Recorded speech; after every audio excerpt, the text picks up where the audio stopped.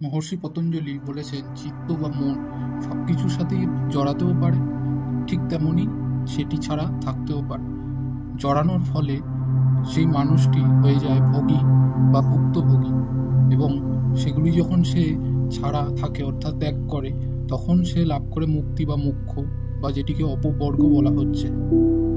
তিনি বলেছেন, এই ভোগ বা অপবর্গ দুইটিই হচ্ছে পুরুষার্থ, অর্থাৎ পুরুষের অর্থ বা প্রয়োজন। এই দুইটিরই প্রয়োজন সাধন করে প্রকৃতি। প্রকৃতি যা চায় তাই দিতে পারে, পুরুষ যা চাইবে প্রকৃতি তাই দিতে সক্ষম। পুরুষের চাহিদা অনুযায়ী প্রকৃতি সমস্ত কিছু সরবরাহ করতে সবসময় উদ্যত থাকে। সাধারণত প্রতিটি মানুষ নিজের মনের মধ্যে যা চিন্তা করছে সেই জিনিসগুলোকেই তারা নিজেদের জীবনে ডেকে আনছে। এইভাবেই প্রকৃতি সব রকমের প্রয়োজন সাধন করছে ক্রমাগত।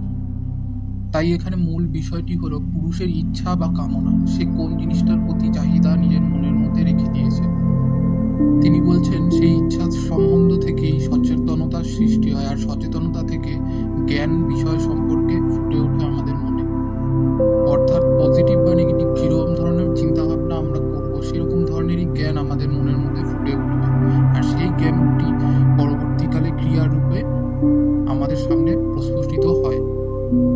মহর্ষি বলেছেন, এই ইচ্ছা, জ্ঞান এবং ক্রিয়া, এই তিনটির ত্রিভুজ বা ত্রিকোণ সৃষ্টিচক্রের মূলে রয়েছে।